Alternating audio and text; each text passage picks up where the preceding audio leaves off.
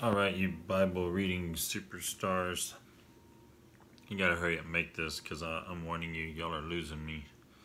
It's like 10 o'clock and Wednesdays are long for me. So I hope this makes sense because I'm one tired dude. Today's what, 22? Day 22. And it is Exodus 29 through 32. So pause it and go read Exodus 29 through 32. Maybe you already did, whatever. And come on back and we'll check it out. Hopefully I can say something intelligent being like that close to falling asleep. One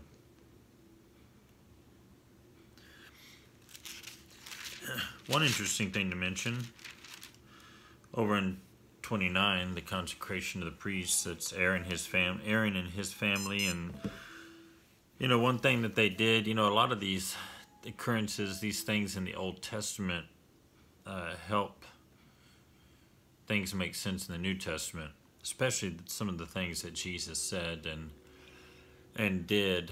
And you can rest assured that Jesus was rather familiar with the Old Testament. But he said somewhere over there, early John, maybe John 5, 6, something like that, 7, John 7, I don't know, somewhere in the Gospel of John early on. He put it to him this way: listen, you've got to eat my flesh. Unless you eat my flesh and drink my blood, you'll have no part with me. And he put it in that terms, like, eat my flesh. And they were really troubled with that. And we can be really troubled with that because we're looking at it with our American cultural context and our experiences, but if we were to look at it in what they know and what they've experienced and what they're familiar with, well, this is what they were familiar with. So that and you shall take the ram of ordination and boil its flesh in a holy place, and Aaron and his sons shall eat the flesh of the ram and the bread that is in the basket at the doorway of the tent of the meeting. So there was a ram that was given for them to consecrate them, right? To make atonement for them. And they were supposed to eat the flesh. That was part of the deal. They were supposed to eat the flesh of it. And now this wasn't just any group or family. This was the Aaronic priesthood. This was not the Aaronic or ironic, the Aaronic, Aaron. The priesthood. This was the people that, these were the ones that had the ability to go into the Holy of Holies, and make atonement. And they had to tie a rope around their foot in case they died in there. They could get pulled back out. But there was a very select group of people that were able to go into the Holy of Holies. Now, we have something we call, and maybe y'all know it, the priesthood of the believer. And that is that the priesthood is no longer reserved for Aaron and his family, but it is extended to each of us. Y'all remember what it said in Hebrews? I mentioned it maybe yesterday, the day before, that by Christ, whereby we enter into the Holy of Holies. I drew that temple thing yesterday, and the place where the ark was, all the way in the back. That was the Holy of Holies. That was where the ark was, the mercy seat, the Shekinah glory, the presence of God rested there. That, only the priests could go in there. But listen, hey, it says that now we, any believer, by Christ, can enter into the Holy of Holies. Guess what that means? That means we are a priest. So there's a prophet and priest. In the Old Testament, we have prophets, we have priests. What's the difference, right? Now, a prophet represented God before the people. Thus saith the Lord. There you go. Now, a priest represented the people before God. See what the people brought to Aaron. Aaron took and he, sacrificed it, and he offered it to God. And he represented the people before God. Now, a prophet like Moses, he represented God before the people. Now, listen, if we have priesthood of the believer, and if we are able to enter into the Holy of Holies by not a ram, but by Christ and his blood, then what are we? We are somebody who can represent, people to God as a priest. We're a holy priesthood. We are, this says in another place that we're ambassadors for Christ. And in one sense, we are prophetic, not in eschatological prophecy, but we are prophetic in terms of foretelling about Christ, foretelling of Christ, telling people about Christ. And so in that sense, we're like a prophet. In another sense, we are like a priest in that we have ability to make intercession for people to God. I heard a guy one time saying he couldn't find anywhere in the Bible. He was saying that we should pray for unbelievers.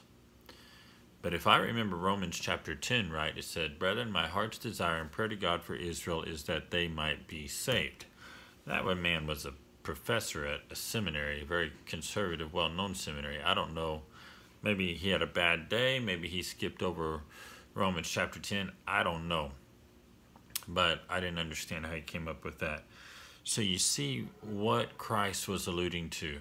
Unless you eat my flesh, unless, you receive me to consecrate you as a holy priest, unless you receive me to make atonement for your sins. So, there's another little hidden treasure like that in there.